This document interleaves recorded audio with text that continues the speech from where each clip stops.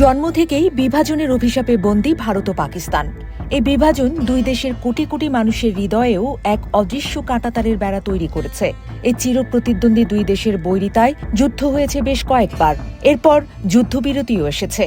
কিন্তু সেই শত্রুতা আজও দাউ দাউ করে জ্বলছে। ছোটখাটো যে কোনো ইস্যুতে আধুনিক সমরাস্ত্রের লড়াইয়ে জড়িয়ে রক্তের খেলায় মেতে উঠছে দুই দেশই। 2025 সালেও ভারত ও পাকিস্তানের মধ্যকার দীর্ঘদিনের শত্রুতা এক ভয়াবহ রূপ ধারণ করে। গত এপ্রিলে দুই দেশ সরাসরি যুদ্ধে জড়িয়ে পড়লে দক্ষিণ এশিয়ায় এক চরম অস্থিরতা তৈরি হয়। পরিস্থিতি এতটাই নিয়ন্ত্রণের বাইরে চলে যায় যে উভয় পক্ষই একে অপরকে পরমাণু অস্ত্র ব্যবহারের হুঁশিয়ারি দিয়ে বিশ্বকে তৃতীয় বিশ্বযুদ্ধের দ্বারপ্রান্তে দাঁড় করিয়ে দেয়।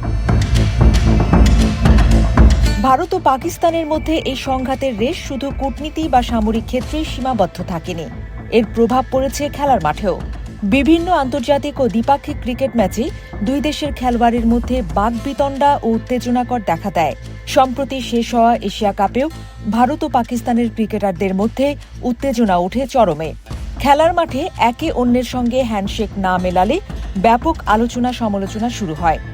এমনকি ওই টুর্নামেন্টে ভারত চ্যাম্পিয়ন হলেও এসিসি প্রধান মহসিন রাজা নকভি পাকিস্তানি হওয়ায় তার হাত থেকে ট্রফি নিতেও অস্বীকৃতি জানায় ভারতের ক্রিকেটাররা।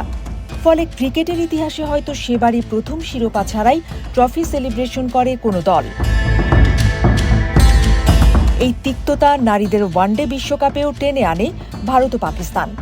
টসের পর সূর্যকুমার যাদব ও সালমান আলীদের মতো হাত মেলানো থেকে বিরত থাকেন হরমনপ্রীত কৌর ও ফাতিমা সানা। সিন্ধু নদের পানি বন্টন চুক্তি নিয়ে এখনও একে অন্যকে চোখ রাঙিয়ে চলেছে ভারত ও পাকিস্তান। এপ্রিলের পর আরও একটি রক্তক্ষয়ী যুদ্ধের উস্কানি দিচ্ছে দুই পক্ষই। তবে দুই পক্ষের এই শত্রুতার আগুনের আঁচ কমালো এক শীতল হাওয়া।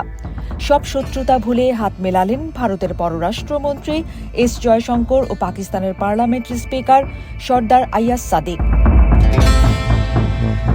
বুধবার সাবেক প্রধানমন্ত্রী ও বিএনপির চেয়ারপারসন খালেদা জিয়ার প্রতি শেষ শ্রদ্ধা জানাতে ভারত ও পাকিস্তানের প্রতিনিধি হয়ে ঢাকায় আসেন জয়শঙ্কর ও আইয়াজ সাদিক।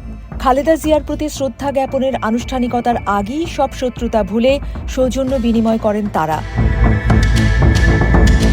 এই দিন দুপুরে খালেদা জিয়ার জানাজার আগে জাতীয় সংসদ ভবনের দক্ষিণ ব্লকে নির্ধারিত একটি কক্ষে তাদের দেখা হয়। ওই কক্ষে তখন আরও উপস্থিত ছিলেন নেপালের পররাষ্ট্রমন্ত্রী বালা নন্দা শর্মা, ভুটানের পররাষ্ট্রমন্ত্রী DN ধুঙ্গিয়েল, মালদ্বীপের প্রেসিডেন্টের বিশেষ দূত ও দেশটির উচ্চশিক্ষামন্ত্রী আলী হায়দার আহমেদ এবং শ্রীলঙ্কার পররাষ্ট্রমন্ত্রী ভিজিতা হেরাত। এক পর্যায়ে সবাইকে চমকে দিয়ে ভারতের পররাষ্ট্রমন্ত্রী এস জয়শঙ্কর এগিয়ে গিয়ে হাত মেলান পাকিস্তানের পার্লামেন্টারি স্পিকার সর্দার আইয়াজ সাদিকের সঙ্গে।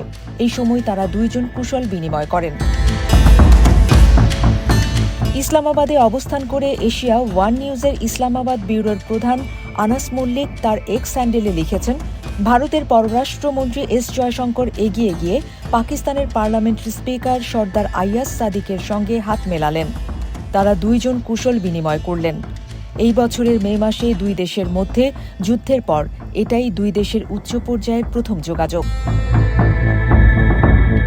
অবশ্য এস জয়শঙ্কর ও আইয়াজ সাদিকের হাত মেলানোর বিষয়ে এখনও কোনো আনুষ্ঠানিক মন্তব্য করেনি ভারত ও পাকিস্তানের কেউই।